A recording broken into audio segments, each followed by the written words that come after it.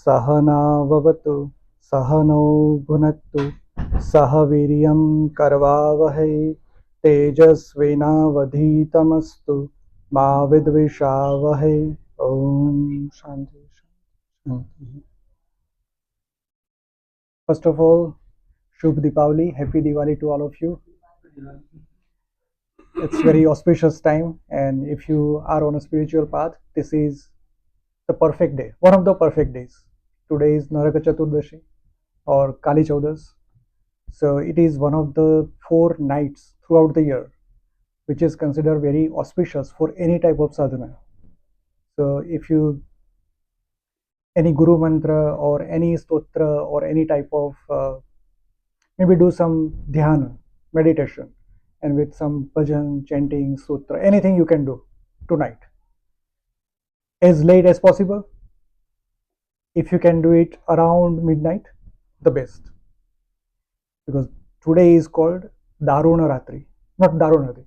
Holika is Daruna Ratri, then Mahashivratri, then Moharatri, which is Janmashtami, and today is Ghora Ratri, Naraka Chaturdashi.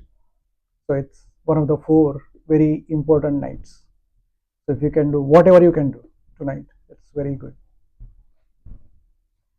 In our journey with Mundaka Upanishad, we are on 3rd Mundaka and 1st Khanda, 1st verse.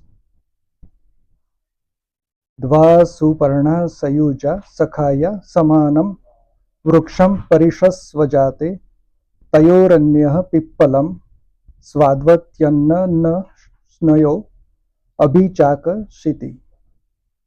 So translation of this is 2 birds, friends and companions, are perched upon the same tree. Of these, one eats the sweet fruit of the tree, and the other looks on without eating. This is a metaphor. It talks about 2 birds and talks about Pippala Vruksha, Ashwatha Vruksha. Now, this Vruksha, this tree, is also mentioned in Bhagavad Gita, which is considered as inverted tree, which has roots upward. It's like roots up, and the tree is stemming from that and growing downward. So, in this tree, it does not mention it the same way Bhagavad Gita mentions it, but it says on this Vruksha, this tree, Pippala Vruksha, there are 2 birds. One eats the sweet fruits, and the other does not eat anything, just observes. Now, what is it? So basically, the tree is our body, our mind, which creates this whole universe. We are the roots, right? Our mind is the root, our body is the root, and we created this whole world. Modern science says that the world does not exist if there is no observer. Could be any observer. So if we close our eyes, if close eyes meaning our eyes, even though they are closed, our nose is open, ear is open, our other senses are open. So as long as we observe or we sense anything, the world exists. But if we go inward with all the senses, which is pratyahara, one of the Ashtanga Yoga step, which is called pratyahara, meaning all the 11 senses, 5 sensory organs and 5 subtle senses. If they go all inward, meaning we cut out from the world does not exist in that moment. And that is a first step to dhyana and samadhi. If we can achieve that, well and good. If not, that is the whole process, that is the journey. And I mentioned one very simple exercise to do that. Let me reiterate that. So close your eyes before doing dhyan or before doing any type of meditation or any type of sadhana. Just imagine that when you breathe in, First, the breath flows through your body from lungs to your left foot all the way down with a golden light. Imagine that. With breath in, the golden light is going from your left foot to the toe, left toe. Breathe out, and instead of going back out again, bring that light to your spine. Breathe in, that light goes or flows through lungs to your left foot all the way to the toe. Breathe out, and that golden light, imagine that it moves from the leg going back to spine, not anywhere else.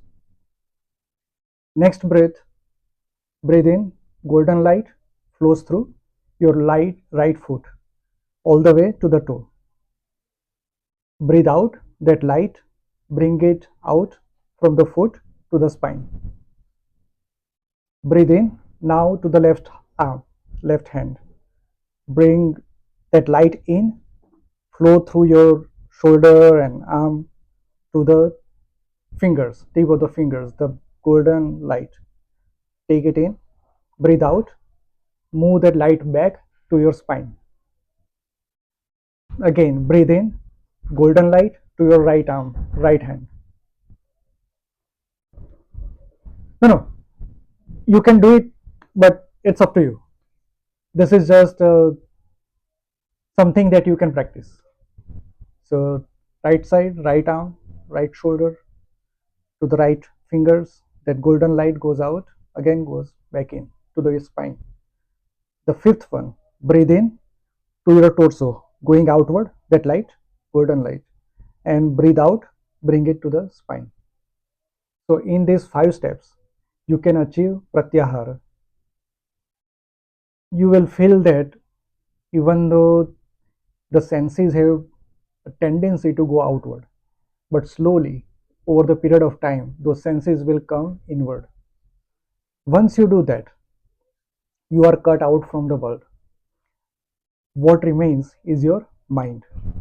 So slowly your mind, from pratyahar to dharana, we are doing dharana and pratyahar together with this golden light, and then dharana again for, you can imagine your guru or any divine form you like, or just light in your mind or in your heart. That dharana will calm down your mind, and that is the beginning of the journey. Now, what remains afterwards? There are two birds. That is what is mentioned here. First bird is your Atman, your Atma. That Atma is the Bhukta. Bhukta meaning whatever we do in this world, with our mind, with our body, with our senses, we, if we don't cut out from that, say you are doing some action, but if you have that sense of doing it yourself, as long as that sense is there, you are bound to get result. If we do any action for God, if you offer result of any action to God, then we are not bound. Whatever fruit that generates is generated only if there is a sense of ahamkara, and that's what we all do, right? For every moment we have that, even if we are not aware, we are still doing all this work, so we are bound to get results. And who is the bhukta of all these results is our atma. So here Rushi mentions sweet fruit. Sweet fruit meaning there might be some results which give you pain, which give you sorrow. So how can that be sweet? Again goes back to our discussion last time, that our when we take birth, we choose to have that experience. So whatever experience, whether it gives pain, whether it gives joy, doesn't matter. It is still the fruit that we chose, and we are going to get that. So our Atma is Bhukta, and it's going to get this result. And that's why Rushi says one bird gets the sweet fruit, meaning whatever it has uh, destined or whatever it has chosen to do. So it's going to get that. And second bird, it does not eat the fruit. but just observes. That is Paramatma, Parabrahma. So those two birds reside in our heart. When we say our body contains Atma, we does not talk about Paramatma because we think that Atma is Ansh of Paramatma. But here Rishi says, no, there are multiple layers. And that's what I keep talking about it. Even according to Bhagavad Gita, Jiva and Atma or Jiva and Paramatma, they are different. Atma, which is Ansh of Paramatma, which is bound by Maya, that is Jiva. And that is this all is the dance of Jiva. And Atma, the something that is beyond that Maya, which observes, but at the same time also gets the fruit, also gets the result. But there is something beyond that light, that is Paramatma, and that does not get any result. Paramatma is completely detached from all of this, and Paramatma just observes. When we say God knows everything, Ishwar knows everything, Ishwar sees everything, even though we are alone in a remote place, we say that okay, God is watching us. So this is what Rishi says. It's not somewhere up, it is inward. It is within you. The Paramatma resides in you. And via Atma, it gets the result. It enjoys the fruits, whether it's joyful or painful or whatever. So our job is to cut down on those results or effect of the results at least. We all like to be joyful. We all like to be happy.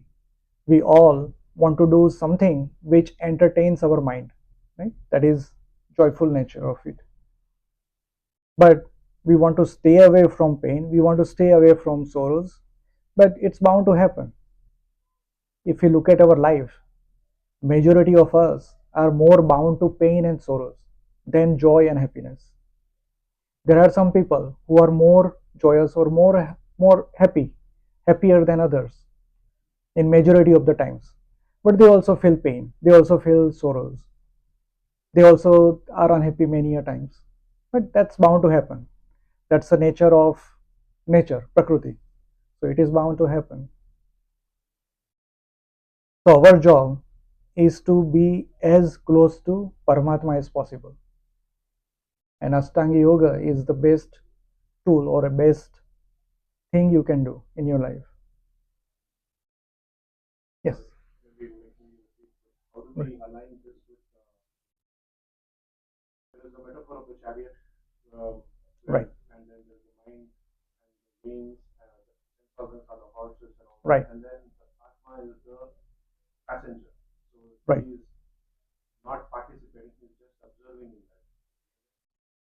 In that case, he is not indulging. Right. But what happens is, let's try to expand that example. So mind decides where to go, and mind takes chariot in particular direction. So Atma is going to get that experience, even though it's just an observer. It's going to feel whatever happens in that direction via mind. Unless and until we are detached from the mind, we are bound to get various states of the mind. Also in Gita, chapters, Atma can neither be right, right. So that is still true. But as I mentioned, every Atma is bound by Maya. Even though Atma is pure, even though Atma does not have any properties, but because it cannot differentiate between Maya and itself. We all are, right? We do not make any distinction between Prakriti and Atma. For us, everything is the same. We cannot even differentiate between mind and Maya. Our mind is also very much attached. It is not detached at all. So we are bound to get all this, even though Atma is not attached, even though Atma is not going to be affected. but it is going to get fruits, meaning that Atma, that particular Ansh, when it takes new birth, it carries the mind, it carries the clothes it has created in the past life, and it is going to get those same clothes or something new in the next birth. So Atma is still bound, but Paramatma is even beyond that. Paramatma is not bound by anything. And even Bhagavad Gita, same thing. Sri Krishna says, even though all the Atmas they are bound by my Maya, which is very hard to overcome, very hard to cross, I am detached. Even though I am everywhere, even though I am in everything, even though everything is within me, I am still detached. So Paramatma, the second bird, is just an observer, pure observer.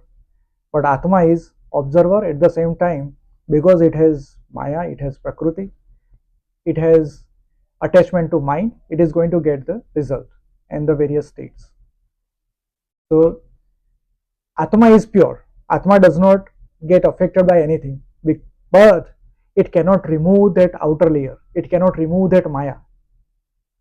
Once it can remove the Maya, it can detach, then there is no problem. Then there is no result. No, then there is no property change. There is no state change. So in this metaphor, the two birds, is it like one the Paramatma that is being referred to here is the Ansh and the other bird is is the Maya or is No, no, no. okay. One bird is Atma, which gets the fruit. The other bird is pure observer, which is completely detached. It's not the same as the Ansh. Ansh, right, right. When we talk about our body, right, we have 7 layers of skin. The outer layer is affected by atmospheric changes. Even though we say that our skin is not atmosphere, it is not attached to any atmospheric properties, it's still going to get the effect, right? Heat, cold, water, snow, whatever. It's another layer, second layer might be affected little bit, third layer might be less affected, the seventh layer will not be affected at all, bone will not be affected at all. So you can consider that your bone is like Paramatma, completely detached. It does not get any effect of any outside changes. Your skin, the outermost layer, it's like Prakriti, your mind. It get affected by whatever happens outside. Your second or third layer of skin, imagine that it is Atma. It, it is not detached. So even though it is pure, it is not going to feel wet if it is raining. Second layer or third layer, it's not going to be wet, right? But still, it is affected by whatever is happening on the first layer. And that's why it is said, Yatha Pinde Tatha Brahmande, or Yatha Brahmande Tatha Pinde. So everything happens outside is also within you. Whatever happens within you, it is also outside. So there are multiple examples. Uh, Examples might not fit perfectly, but some of the things, some of the states might describe it properly. So we should take it with a pinch of salt, I would say. Yes. Yeah. Yes. Atma is bound to Maya, that is Jiva. Right. Right. Karma is, yes, completely the result of three gunas of Maya.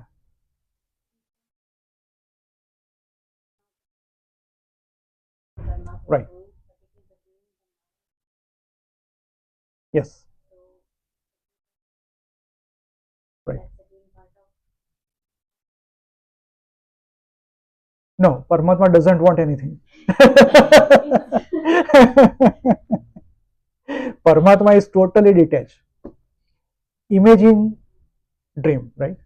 When we sleep, we get a dream. Who created that dream? Our mind, right? But are we attached to the dream? Dream is just the projection of mind. We are totally out of it. But our mind is still attached to the dream. Whatever happens in the dream, we Sometimes we see nightmares, right? And we get frightened. Sometimes we see something good and we feel good when we wake up. That is because our mind, which created that projection, is indulging into it. But we are detached. We get the effect sometimes, but we do not many a times. Majority of the dreams, every day we see the dream, right? We majority of the times we forget that, but we always see dreams. Very interestingly, uh, whatever science says, it cannot say exactly what is happening when you dream, right? But at one night, I could completely see what is happening during night. When our body is asleep, our mind is still awake at a certain level. So what happens is, let's say when we wake up in the morning till we sleep, it's semi-death kind of, right? It is death, but it's not complete death. So during all the days, we get all these actions inward. We take it inward. Our mind is recording everything, whatever is happening with all the senses. Even though all of our attentions currently to this talk, to this conversation, our ears are open, our nose is open, our skin, all the senses, everything is open. It's catching a lot of things around us. So it's like hard disk in mind. There is a temporary memory. The temporary memory keeps recording everything. When we sleep, our Jagrataman, that is out. So we feel that we are passing out. We do not see or experience anything. Our Ardha Jagratman, which is processing, is all alive because our heart has to function, our lungs has to function, all the other bodily things or actions must also happen. So our that mind is working.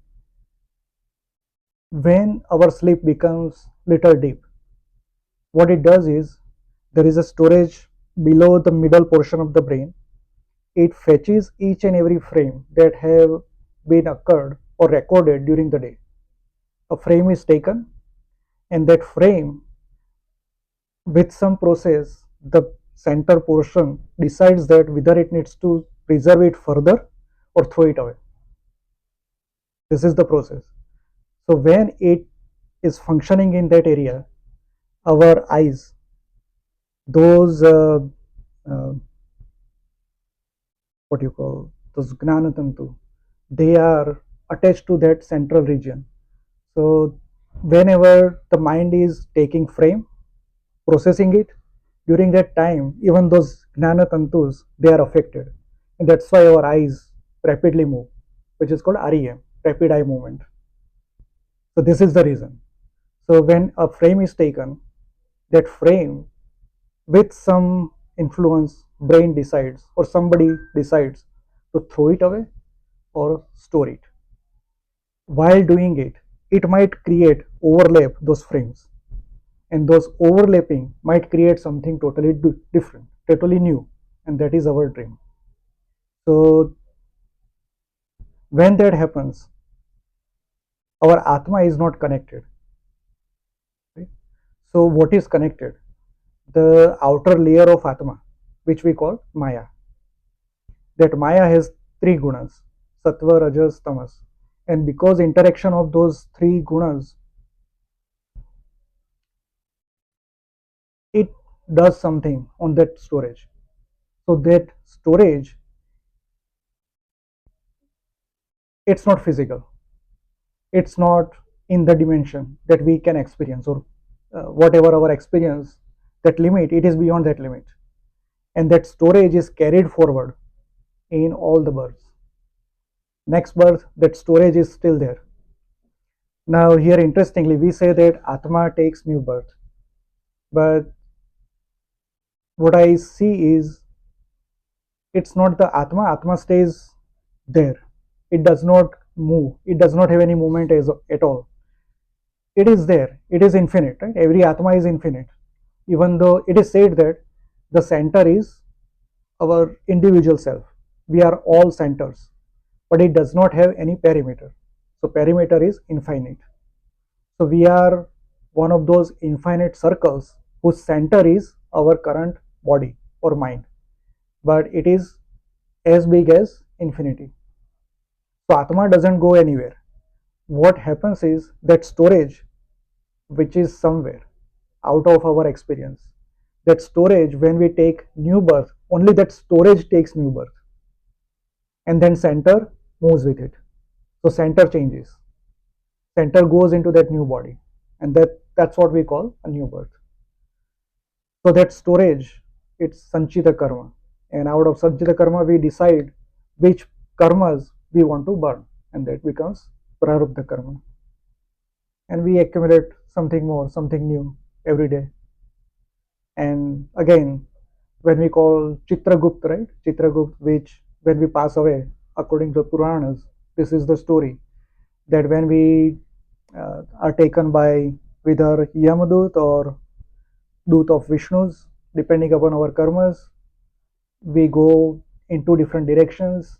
In one direction, which is Yampuri, there is Chitragupt, which has all the records. So it's not something outside or some person sitting there, it's within us. That recording is within our mind somewhere, beyond our normal dimensions. So that is our Chitragut. Everyone has a Chitragut, and that has all the recordings. And that recording, we ourselves decide, I did this, which is wrong, I did this, which is right, I did this, I got this experience, and this is the balance, plus or minus. Now what next? So this is how the whole process works. Not sure if I answered you, but yes, sure, sure. Well, karma, Bhagavad Gita has very beautiful meaning. Gita, right? Name of the collection is Gita. If you reverse it, it's Tagi, meaning Tyagi, meaning leave everything to God. Do your karmas, do your actions, whatever you do. Even breathing is action, right? We are killing billions of bacteria and virus while breathing in and out. So that is karma. Even if we are not aware, we are going to get the result. But if we offer every single breath to God, then we are not bound. We are detached. So the central theme of Bhagavad Gita is Tyagi, offer everything to God, forget about the rest. And four components: Jnana, knowledge, knowledge of Brahma, Brahma Vidya, Bhakti, devotion, complete surrender, everything for God, everything to God. Kriya, Ashtanga Yoga, that is one of the best way we can do. Jnana, Karma, Kriya, and Bhakti. So karma. So karma is do everything. You cannot just sit there, right? Even if we sit, our mind is working. It has many actions. So those actions are going to affect us. Breathing, we cannot stop breathing. So that is also action, and that is a karma, and it is going to affect us. So jnana, karma, kriya, and bhakti. Offer everything to God. Offer result of the everything to God. Do everything on behalf of God. That is the key.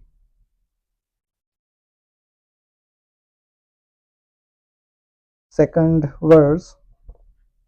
समाने वृक्षे पुरुषो निमग्नो अनिशया शोचति मुह्यमानः जुष्टं यदा पश्यन्त्यन्यमिषमस्य महिमानमेति वितशोकः.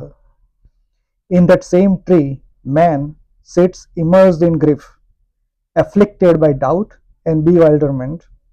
When he sees the other, the Lord, he realizes his own glory and becomes free of grief. So, this is the step of samadhi.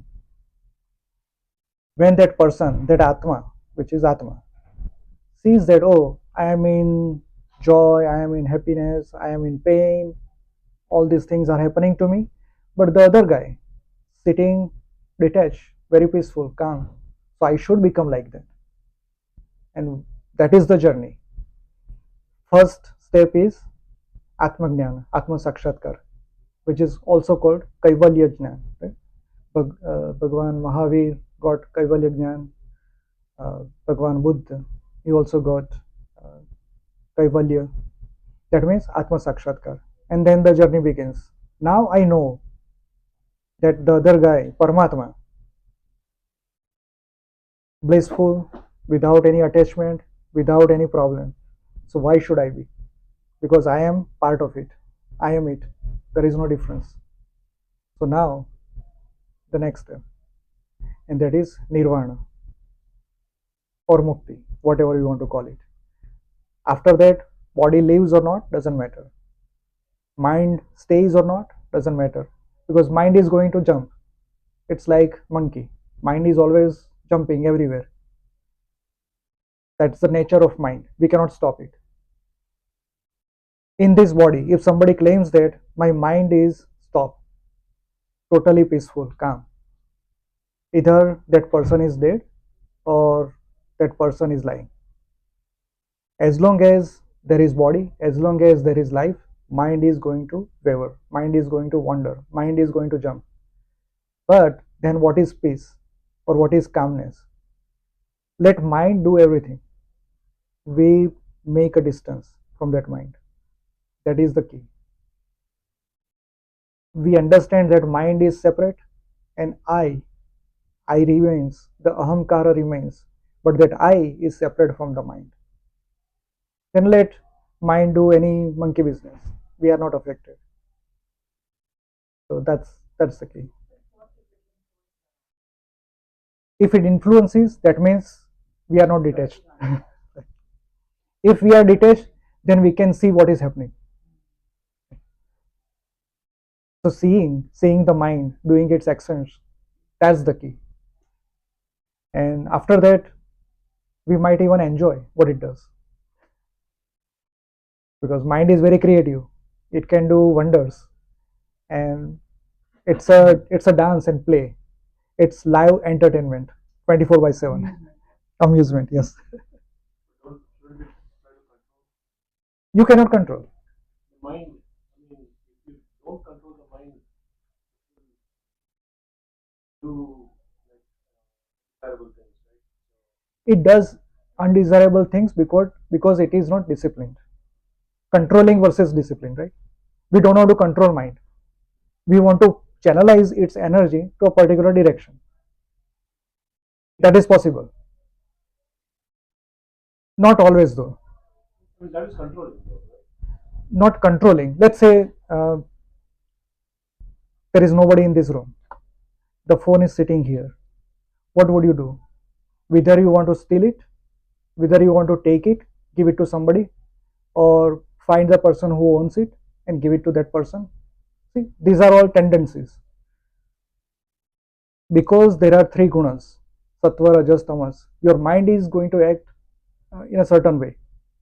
Whether it's going to get this phone, keep it in your pocket, take the phone to the office, take the phone, give it to somebody.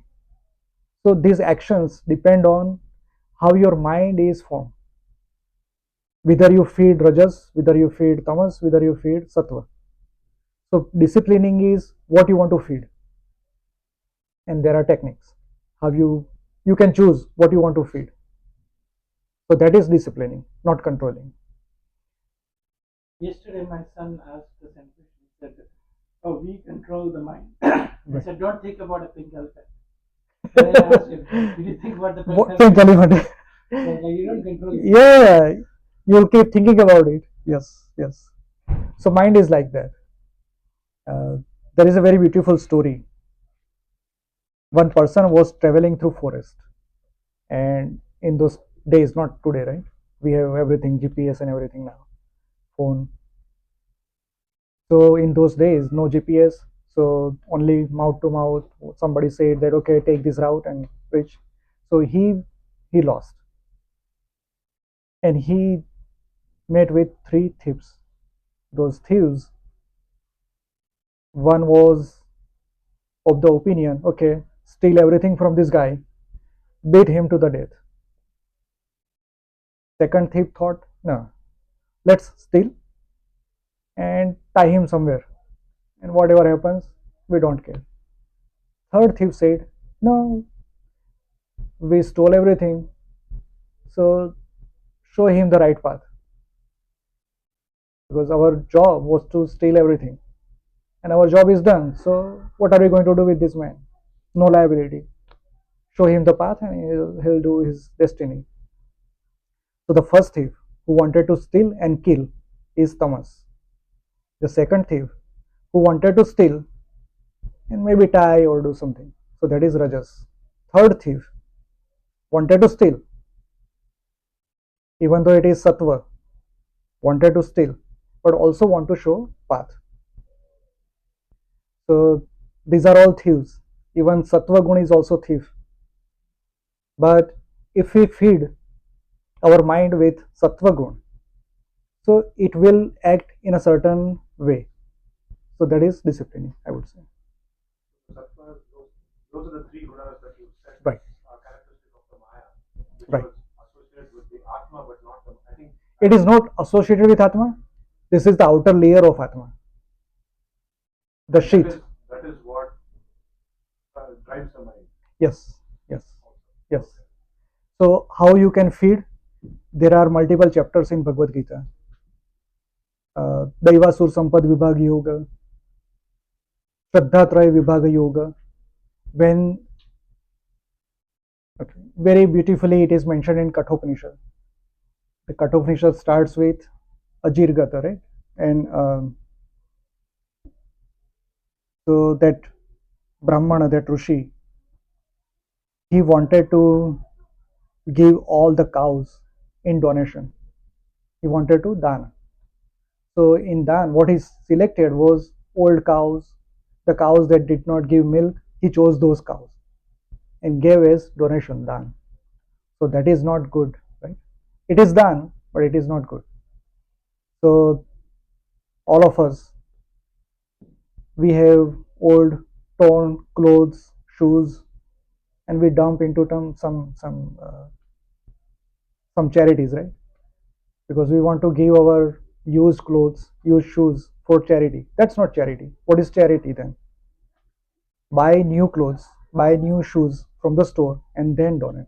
So that is the real dan, according to Bhagavad Gita.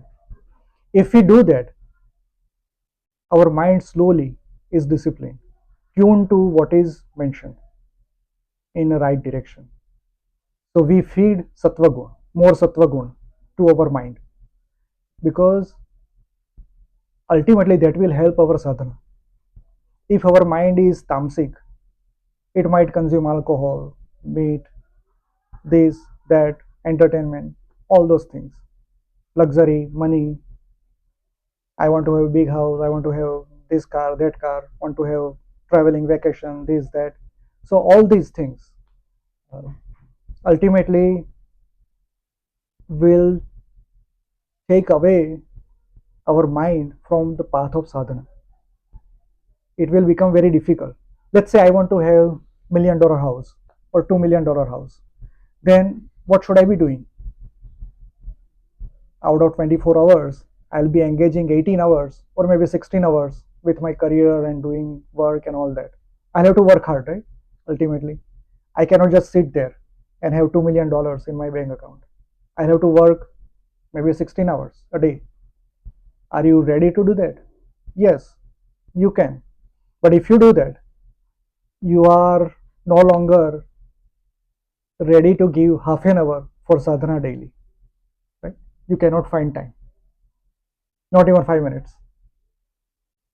So now, let's say you choose, I want to have modest, moderate salary, I want to live happily, then you can find time to do some sadhana.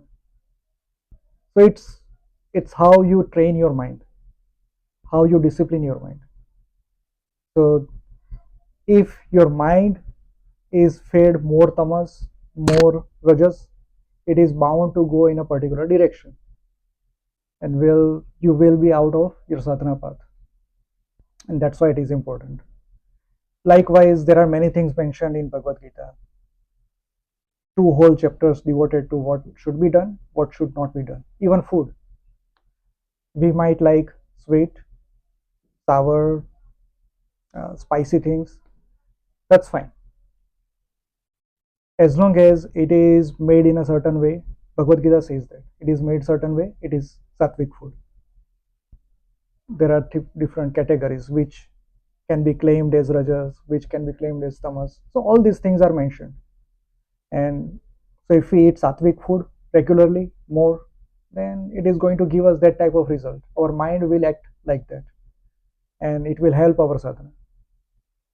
And that's why the rishis used to eat kandamul, right? The roots and fruits. They used to eat only those things. Because if you eat just fruits and just roots, then your body, your mind is tuned such a way. And that's why it is very important to do fasting of fast, right? Not like in today's term. We have so many things today for fasting, even more calories than regular days. So it's not that type of fast.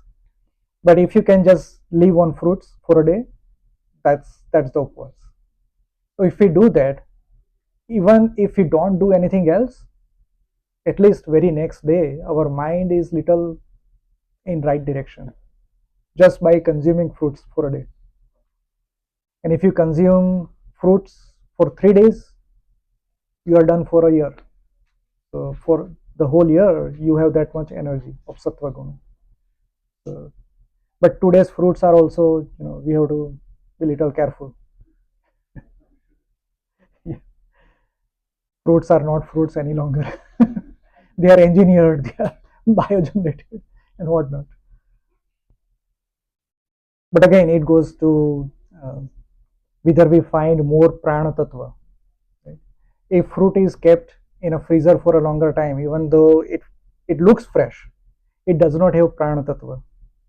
So if it has more prana tattva, then that fruit is good to consume. That means eat as fresh as possible. Even food. Well, I am blessed with a lady who cooks every day. If you keep something in freezer and consume it, it loses prana and ultimately affects overall health of the mind and overall the way you do sadhana. In modern times, it is sometimes not feasible, right? Always possible. So we have to compromise and do certain things.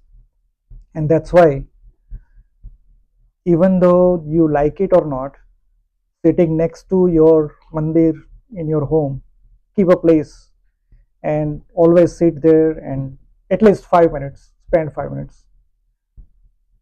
Slowly you'll see that you are in a particular direction. That will happen naturally.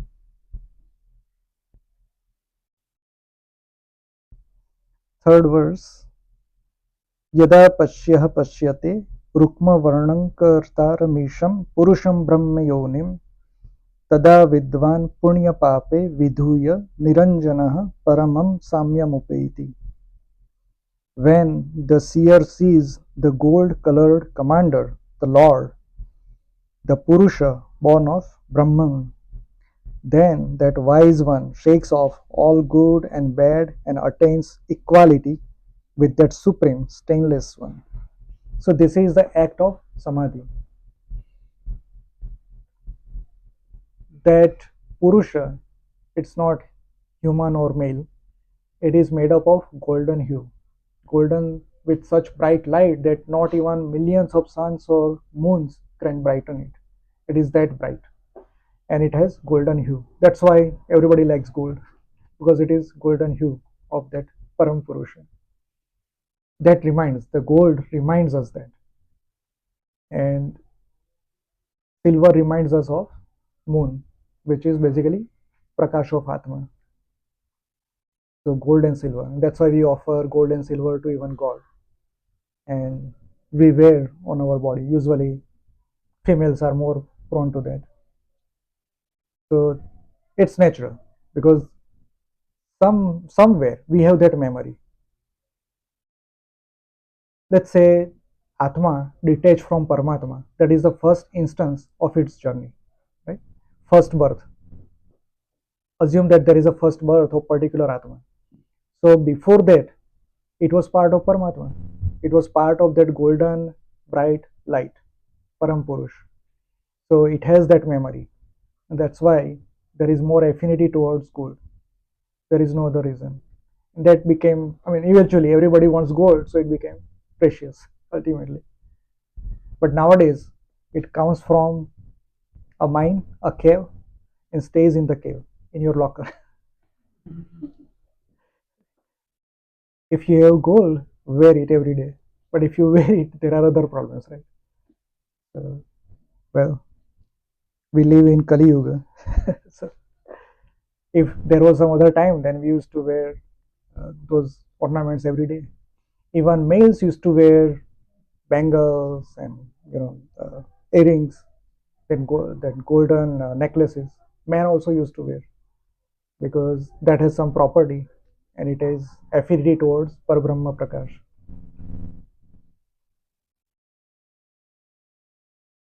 Fourth verse. प्रणो येष यः सर्वभूतेर्विभाति विजानन् विद्वान् भवते नातिवादी आत्मक्रीड आत्मरतिः क्रियावानेश ब्रह्मविदां वरिष्ठः. Meaning, he is indeed the life breath of all beings, prana. He who understands this becomes truly wise and not just a talker. He plays in the self, he delights in the self, and this performer of correct actions is rendered great by the knowledge of Brahman. Basically,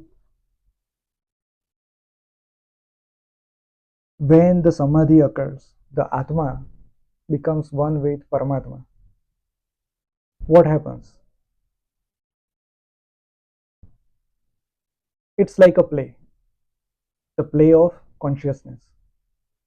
Now, that play of consciousness between Atman and Paramatman.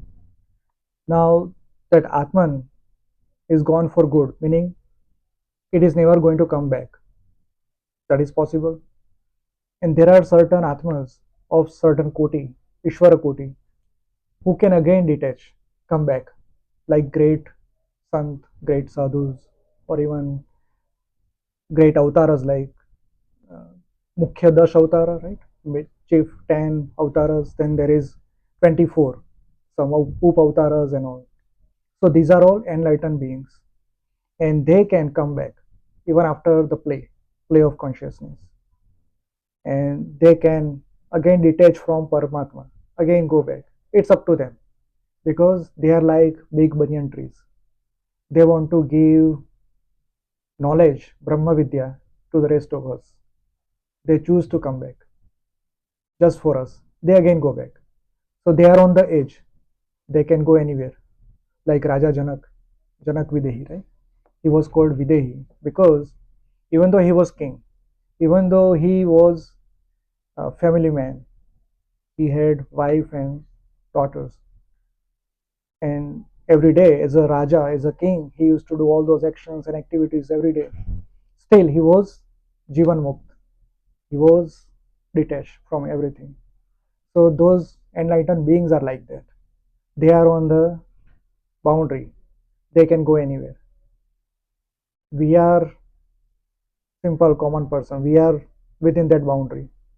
But these people, they can just move around. And because they choose to give us their experience, they choose to take us or lead us to that boundary. And those people, it's like they are playing with Atma and Paramatma.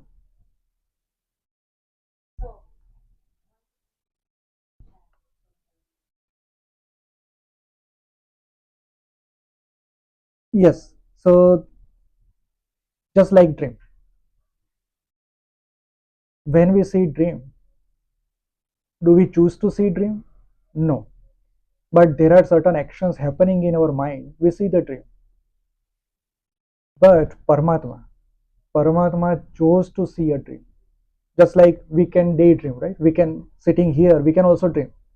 Meaning we can assume, we can create imaginary world within our mind. Similarly, Paramatma thought of seeing the dream. So that dream has to be projected somewhere with something. And that's why some portion of Paramatma became detached. And those are all various Atmas. So that dream is ongoing. There are multiple dreams happening. That dream is ongoing, and that's why We see Atma coming in, Atma going out and merging with Paramatma. So that action is happening live. There are multiple Atmas within the dream. So this is all dream. We are living in the dream of Paramatma because Paramatma created this sankalpa, first sankalpa. From one, I want to become this world. And Paramatma, he or she, imagined this world. And this image, because it is part of Paramatma, some portion detach from it and become part of this dream. Even though it is within the Paramatma, but it is detached, it became part of the dream. And we are all part of them. It's like creating rangoli, right? In Deepavali, we create those rangolis with various colors. Well, it's just tendency, I would say. Very nice question. Even I don't have answer. I can say. Even Shastras, they talk about this dream, but why that dream? Why Paramatma had to see this dream? Only Paramatma knows. And that's why Kathopanishad says, even though you become Brahmagnani, you cannot say you know everything. There is something you can never know. Sri Krishna says the same thing. Even though everything is within me, I am in everything, nobody knows me. Nobody can know me. It's not possible. Whoever claims that I know Sri Krishna, I have Sakshatkar and all that, that's not real Krishna. Whoever that Par Brahma Paramatma, we will never be able to know. So whatever Brahma Vidya we say, it is within that dream, in that boundary. Without leaving this room, we cannot say what is inside, right? Same thing. It's Schrodinger's kitten in modern terms. Schrodinger put a kitten in a box, right? Schrodinger's cat, yes. And that poison, it started poison gas. Now, whether when we open the box, is cat dead or alive? So cat does not know, or cat knows. But what is outside or who did it? The box has to be opened, cat has to come out. Then only can know, oh, there is somebody, this person threw me into that box and started the poison. I think that story is more relevant to the Shiv Parvati story. Because in Shiv Parvati, Vibhu is trying to split them, Right. but he is not able to, right? That's the same thing They with are the one. wave particle duality, right? You Right. can never split the two, whether it's Right. a wave or particle, right? Very true. Very true. So that's Schrodinger is more. This is actually a different concept called Laplace's demon, where they said there's a Laplace demon who knows everything. But in the end, they realize actually there's no Laplace demon. Like, there's no way to know everything. Right. Like what will Right. be the outcome? Correct. You can predict True. it, Yes. and the prediction will always be correct. Right. But there is no one who can actually measure it because as soon as you try to measure it, You are losing it. Yeah. Yes. Yes. So there yes. is no demon actually. The Right. real Laplace's demon doesn't exist. So Right. this is more relevant to that. No, I would put it this way. So, I mean, the cat, the person who is outside, imagine that he is Krishna. So Krishna knows what is happening in the Schrodinger's box. Yeah. That's reality. What happens, whether cat is dead or not, That's he reality. exactly knows. But cat does not know who put cat into that box, does not know who started the gas. Only if the box is open or cat comes out of the box can know what happened or who did it. I think that experiment tries to show the uncertainty, and at any Right, given right. time you don't know the Right. state of the situation, Right. right? Whether he's dead or alive. Right? Correct. But the reality is always true. So if the Right. reality is that if this is uranium, right, that will be true if it has a half life, right? Right. That will be true. Like Right. okay, at whatever the half life is, it will be 50% of that uranium. Right. Right. That is true. But exactly any given point, which What? actual uranium changes to the Right. other one, that you would never know. Correct. Right? And Correct. you, unless you measure it, and then as soon you measure it, Right. you already change it. Right? Sure. Change Sure. the outcome of the rest of the. Right. As long as there is observer, it is changed. Right. Yes. I Yes. think Shiraji, you are flipping the. Actually, I am giving corollary. From the paradox. Yes. Cat from the cat's Correct. perspective. Yes. And we What happens? We are the cats. We have the split Right. Atma from the Paramatma Correct. from the cat. So until Right. we merge, we won't know what will happen. Right. Right. And Shiva and Shakti. Shivling is always with the yoni, right? With the sarp also. So there are three things. Shiv Parvati is always together. Wave, particle, duality. But that sarpa, what is sarpa? So that sarpa is that sankalpa which created Shiv and Parvati. So that distinction happens because of sarpa. If sarpa is not there, it's all one. And in the Kundalini metaphor, because there is Kundalini Shakti in all of us, we have that Maya covering us. When that Kundalini is up, then it's all one. So that is the play of consciousness. I think we are almost done.